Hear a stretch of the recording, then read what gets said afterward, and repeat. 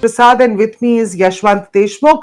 Yashwant, all exit polls in Jammu and Kashmir hitting the mark, but in Haryana, completely, BJP has turned the tables.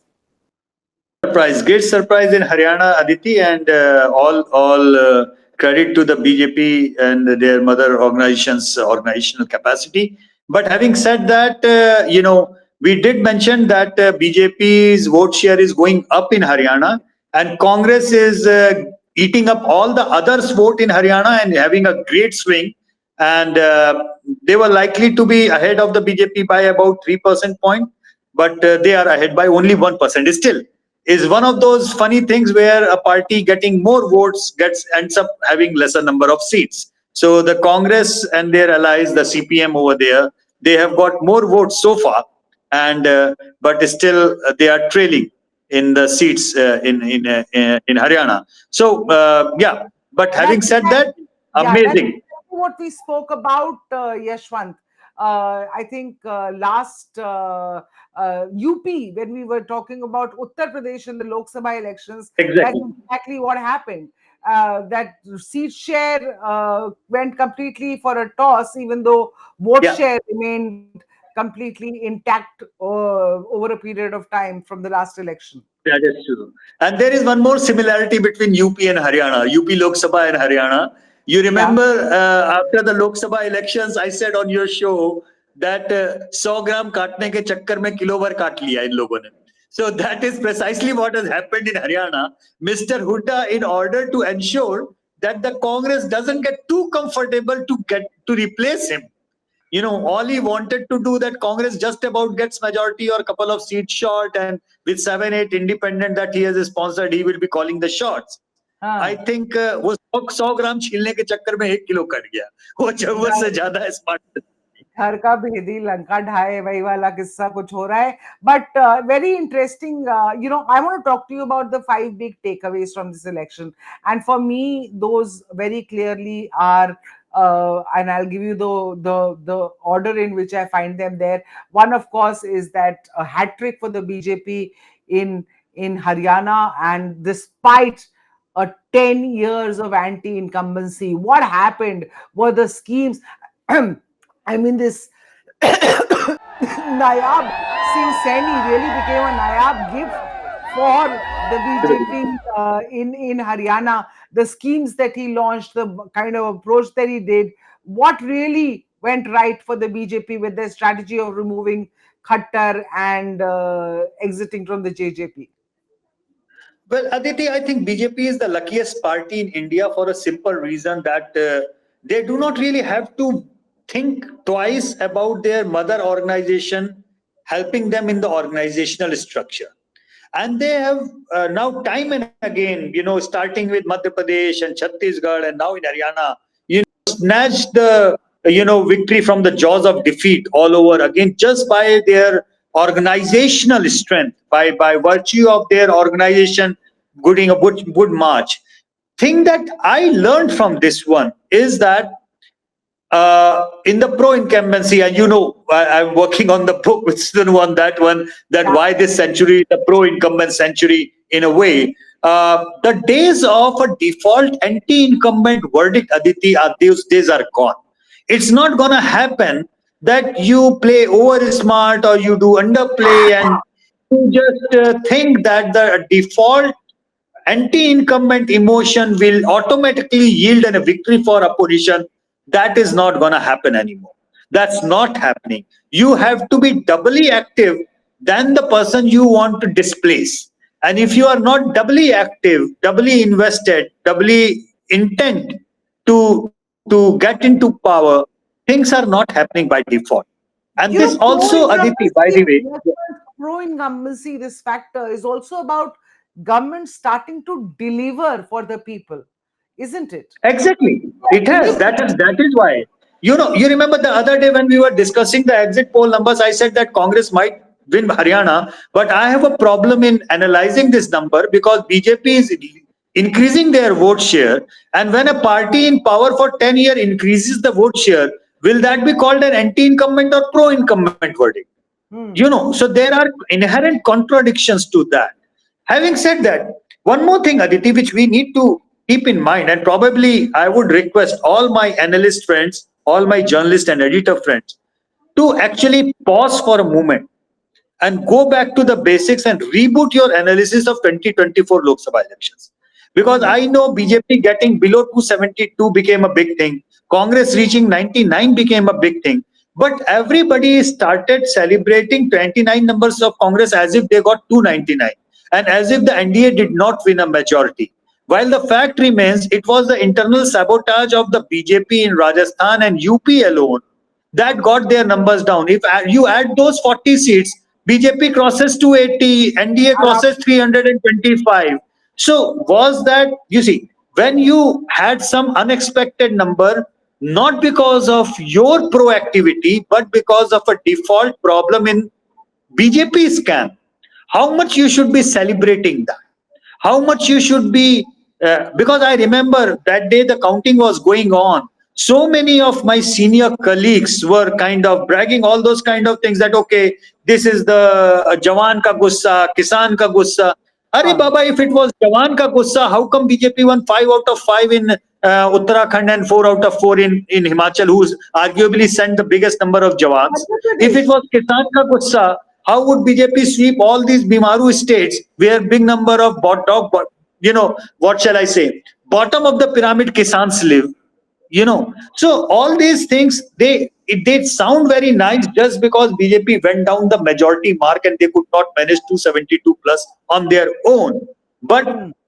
did that also tell us that Modi has lost the aura, that Congress is back in the game, that opposition has won the mandate? This is the mandate for the opposition. The best line that I picked up, I don't want to name any of them, I don't want to in that way, but what I am seriously requesting all my friends out there, I think you are misreading 2024 Lok Sabha all over, just like you misread the 2004 as a failure of India Shine.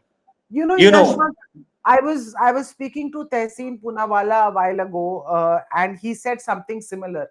He's a Congress supporter, a huge one, and speaks for them on most forums. But he also very categorically said, "ये जो YouTubers और जो journalists जो अब आ गए हैं and who are going on, fanning the Congress's back and that entire flame, that hubris, that sense of complacency, which is a which has been a problem with Congress forever. That the moment, the arrogance, that थोड़ा सा आया और आपको लगा कि अरे आपने तो फतेह कर लिया है, आपने तो किला जीत लिया है. That is the problem probably that did them in Congress, because they didn't really try hard enough. They just thought this is coming our way. yeah, and arguably speaking, Aditi, we also forgot the fact that the 99 seats of Congress were the third most horrible numbers that Congress could have won in a Lok Sabha seat election. you know, Arguably Mrs. Gandhi's worst possible number after the emergency in 1977 historic elections. Yeah. She got double the number of those 99 seats which Congress got in these elections. So, True. whatever said and done, we need to be very serious about looking at the numbers in a very objective way. The Okay. numbers also tell us that in the last 10 years, Aditi, Mr. Modi's worst possible ratings, approval ratings, were when we were suffering hit by the second wave of COVID. And even those worst ratings were two times more than Rahul Gandhi's best rating in the last 10 years. These are hard facts. So And while Jammu and Rahul Kashmir. Gandhi's numbers did go up, but they did go up at the cost of rating of Kejriwal and Mamta Banerjee.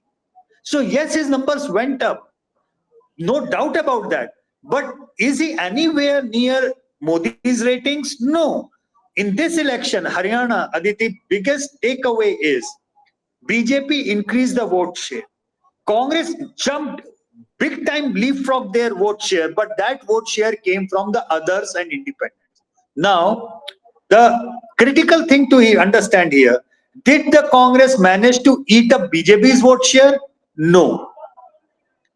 They took Did away from the others. and that Right. also So not completely.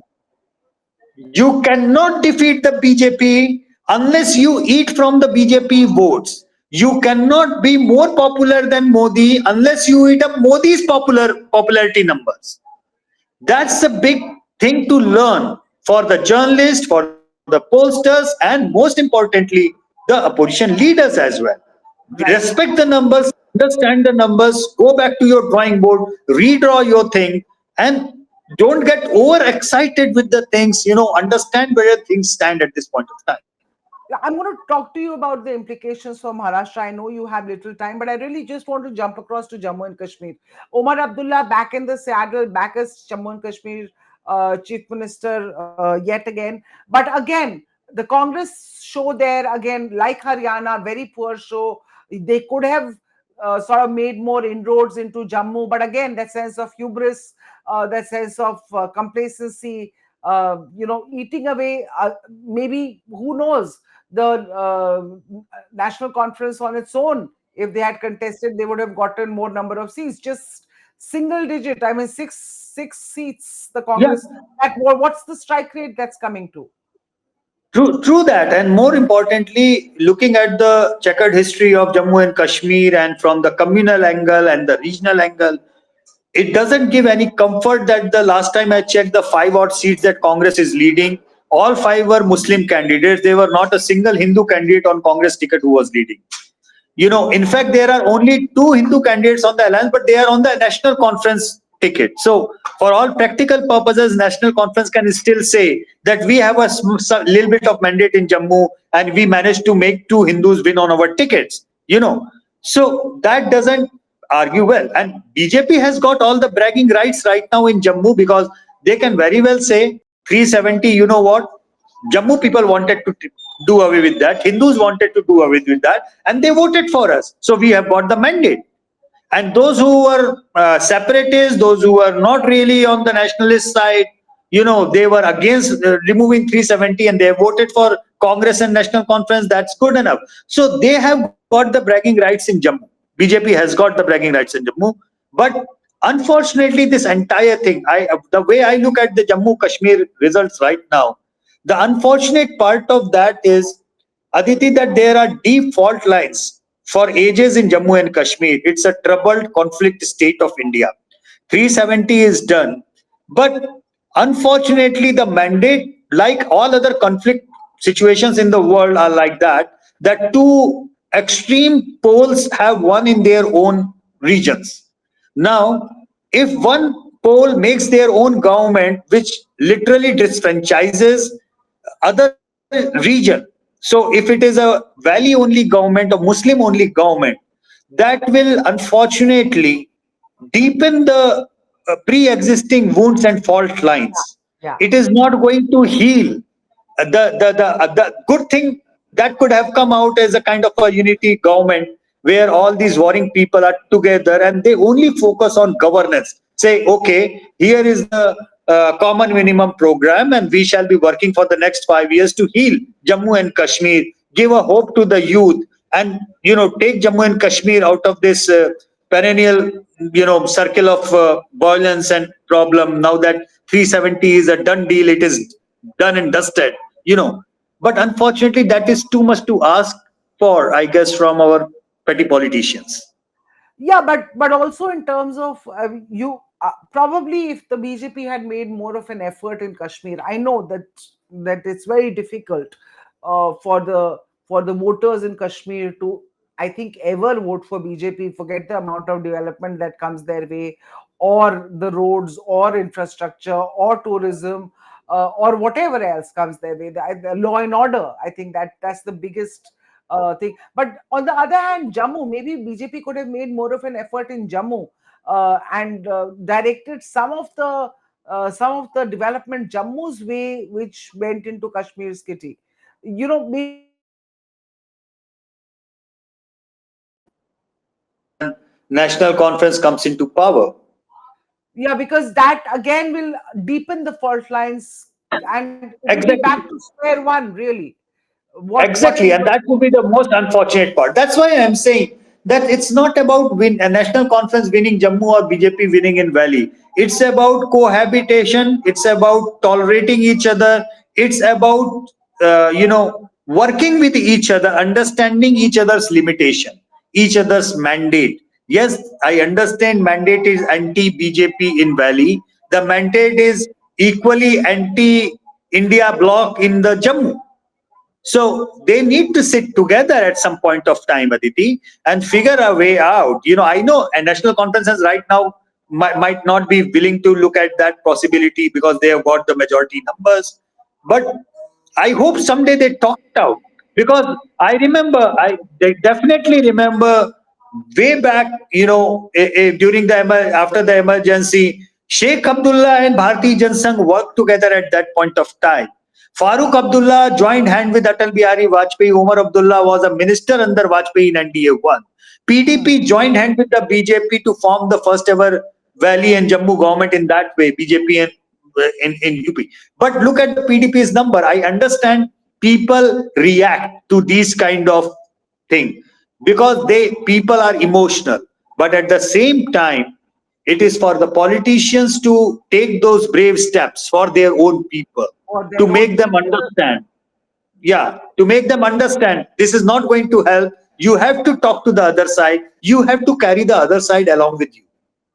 All right. I know, Yashwant, you have to go. My last takeaway, which I think another very big takeaway from this election, is the bipolarity of the scenario, whether it's two parties or whether it's two blocks. That the bipolarity of the Indian election emerging, and the melting away or the fading away of the so-called others, the PDP in Jammu and Kashmir, probably as a punishment for Mehbooba Mufti going the BJP way in 2014, or the JJP in Haryana, or even RLD in Haryana. The fading away of the others and the consolidation of votes into two main parties or two main blocks, so to speak. It's a pan India phenomena. You are bang on, Aditi, on that. The bipolarization is happening at a pace which is unprecedented. In Haryana, the others polled 40% approximately last time. And this time, BJP and Congress vote share has jumped from 60% to 80%. So obviously, some places Congress is taking the lead and eating up the others. Other places, the others are taking the lead and eating up the Congress. But at the end of the day, the overwhelming desire is from the people to give a clear verdict, to not to spoil their vote on vote katwa or the vote cutters. That is a clear. People are giving. When was the last time we ever heard of a hung assembly, hung verdict in that Yeah. way? In the last 10 years. Yeah. So I think people are very clear. Whichever way they want it, somebody to get a clear majority, and there is no scope for these smaller filters group who work for their own cause rather than the cause of the state and the development, and so on and so forth. I think this is a all India phenomena, and we are likely to see this getting further, as a two party or two block or two front or two alliances way, and those who do not become a part of an alliance or a block in a multiple thing, multi-cornered contests are going to be a thing of the past. Those who do not wish to be part of one of the two blocks, I think people are going to push them to irrelevance.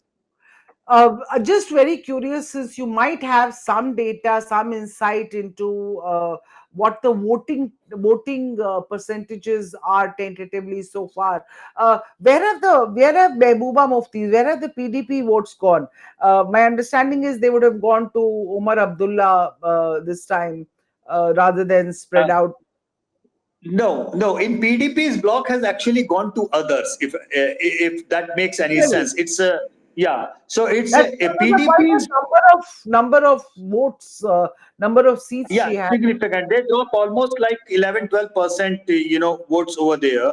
And one reason that could be is that PDP's prima facie the PDP's identity in Valley was national anti-national conference uh, thing. Right, So the right. vote which was anti-national conference, they splintered from the PDP to other smaller Others. groups, independent, who said that we are a better alternative to national conference. I think this is what has happened over there. In the case of Haryana, the anti-BJP votes have all rallied towards the Congress. So BJP vote share has gone up, but Congress has jumped spectacularly in terms of vote share. Still, they So, are falling short somehow. If they would have taken Aam Aadmi Party along with them, probably 2% votes of Aam Aadmi Party, which they have polled, that would have made a hell of a difference. If Hooda ji would have given enough space, probably to Kumari Selja, that might have made enough difference.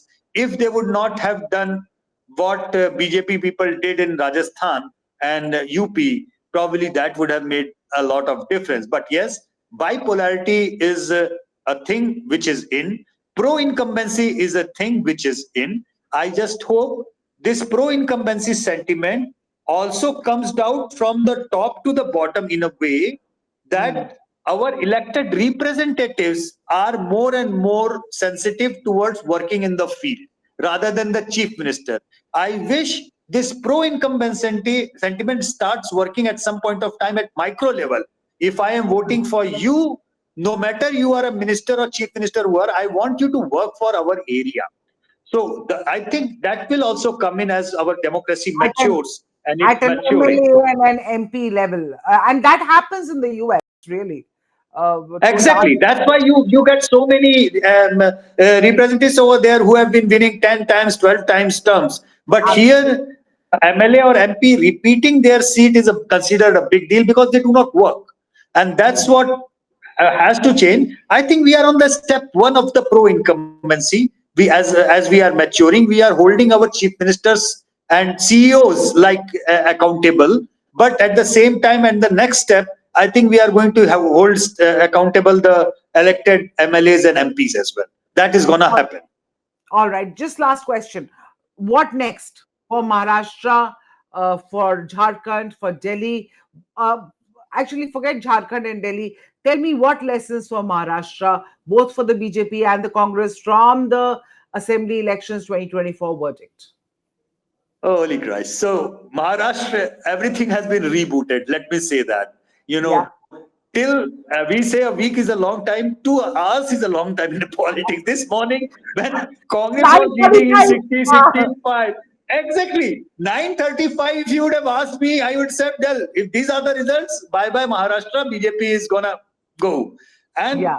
2 hours later, I think what Haryana has done is going to have its own implication in Maharashtra. BJP is going to be re-energized. They are gonna, go full bonkers. Oxygen मिल गया ना हाँ. अदिति दो लोकसभा के बाद में they were feeling down and out. BJP average BJP supporter was actually feeling cheated, as if कि UP और राजस्थान ने ये क्या कर दिया. So Hmm. they were bitter. Now they got the oxygen. Now this oxygen is gonna do with a cadre-based party. These things matter a lot, and I think BJP is now back in the game as far as Maharashtra is concerned. It is But not going to be a one-way traffic. Ajit Pawar will remain a liability, though. Yeah, of course, yes. That remains a liability. He may be an asset in Sharad Pawar camp, but in BJP camp, I have no two opinion about it. He is a liability for the BJP. All right, Rashwan, thank you so much for those key takeaways. Any last words that you have on today's turnaround verdict? Any No, jingle that only you thing, only last word. Enjoy the elections, Aditi. They make our life so lively. People have such a wonderful Indian voters have such a wonderful capacity to humble the politicians, surprise all of us, and keep on forcing us to go back to drawing board and learn and relearn and relearn. People are amazing, and this is what the democracy of India rocks, and that's what makes it count.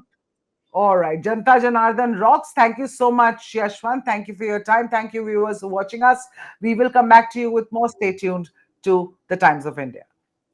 Thank you so much, Aditi. Thank Always a you, pleasure. Yashwan. Thank you.